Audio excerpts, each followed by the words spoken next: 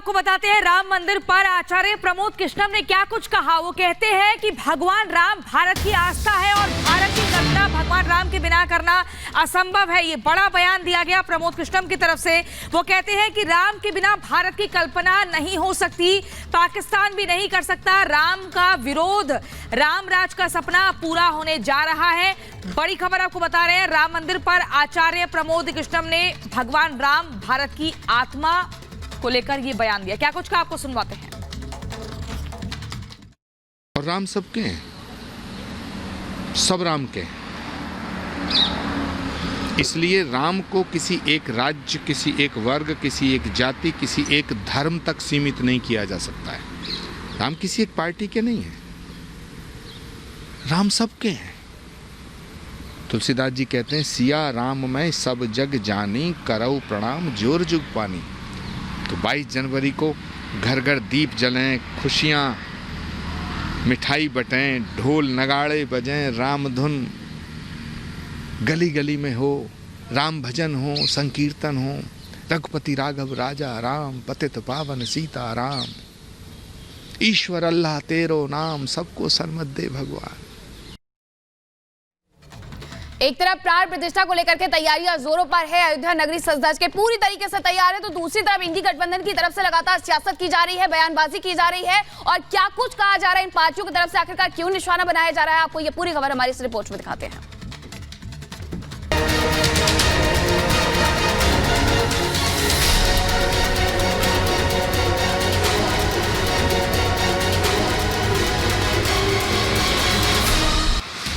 रामलला की प्राण प्रतिष्ठा की जोरदार तैयारी है। विरासत को संजोते हुए विकास पथ पर भारत लगातार आगे बढ़ रहा है। पीएम मोदी के हाथों 22 जनवरी को रामलला की प्राण प्रतिष्ठा होनी है। अयोध्या में उत्सव है, विकास की बयार है। रामलला की प्राण प्रतिष्ठा की तैयारियों को लेकर लोगों में उत्साह है।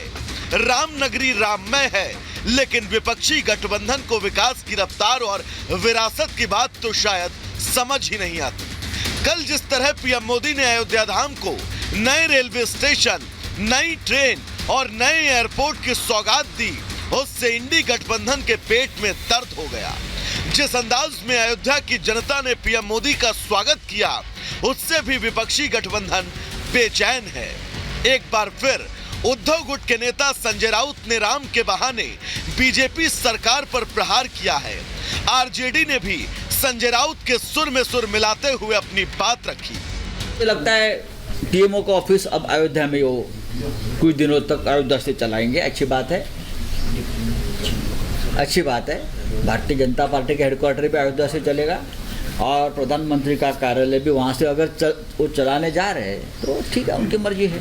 एक बार अकेले में एकांत में माननीय प्रधानमंत्री जी अगर रामचंद्र पुरुषोत्तम, मर्यादा पुरुषोत्तम से एकालाप करेंगे ना, अंतरालाप बातचीत करेंगे, तो मर्यादा पुरुषोत्तम भी कहेंगे कि हमारे बच्चों के रोजगार के बारे में क्या सोच रहे हो नरेंद्र जी। कल ही अयोध्या में पीएम मोदी ने देशवासियों को रामलला की प्राण प्रतिष्ठा के दिन श्री राम के नाम के दिए जलाने की अपील की थी। 22 जनवरी को जब अयोध्या में प्रभु राम विराजमान हो, अपने घरों में भी श्री राम ज्योति जलाएं, दीपावली मनाएं। 22 जनवरी की शाम पूरे हिंदुस्तान में जगमग जगमग होनी चाहिए। मोदी की गारंटी पर आज देश को इसलिए भरोसा है क्योंकि मोदी जो गारंटी देता है उसे पूरा करने के लिए दिन रात एक कर देता है। ये अयोध्या नगरी भी तो इसकी साक्षी है। वहीं पीएम मोदी के आह्वान के बाद मानो विपक्ष बेचैन है। विपक्षी नेताओं की जुबां पर किस तरह के ख्याल हैं, जरा वो भी सुनिए।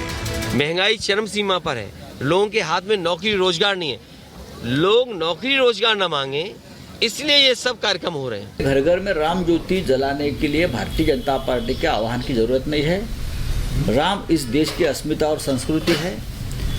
डॉक्टर फारूक अब्दुल्ला जी का बयान आप देखिए गौर से, राम पूरे देश का है, पूरे विश्व का है। जैसे जैसे रामलला की प्राण प्रतिष्ठा की तारीख नजदीक आ रही है, विपक्ष की सियासत तेज हो रही है।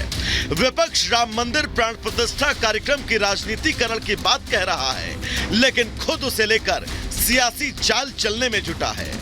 वो स्टेट स्पॉन्सर्ड होने की जगह उसकी राजनीतिकरण जो हो रही है इस पूरी की पूरी इनॉग्रेशन के लिए, उससे हमारी ये आपत्तिजनक, इसलिए हम वहाँ पे भाग नहीं लेंगे इस इनॉग्रेशन। एक तरफ अयोध्या में मंदिर बन रहा है और दूसरी तरफ विकास की यात्रा भी चल रही है। 100 साल के भारत की जो नींव है, विकसित भारत की नींव है, वो डल रही है। और प्रधानमंत्री मोदी जी का बहुत बहुत आभार कि सही दिशा देकर देश को आगे बढ़ाने को दशा में लेकर आए हैं। अब कल एक बार फिर पीएम मोदी ने देश के सामने अयोध्या के विकास की गारंटी दी है। 15,000 करोड़ के विकास की सौगात यूपी को मिली है। विपक्ष सवालों की सियासत कर रहा है, तो वहीं मोदी सरकार ने देश को तीसरी पारी में दुनिया के 3 सबसे बड़ी अर्थव्यवस्थाओं में शामिल होने की गारंटी दे डाली। Bureau report, Republic Bharat.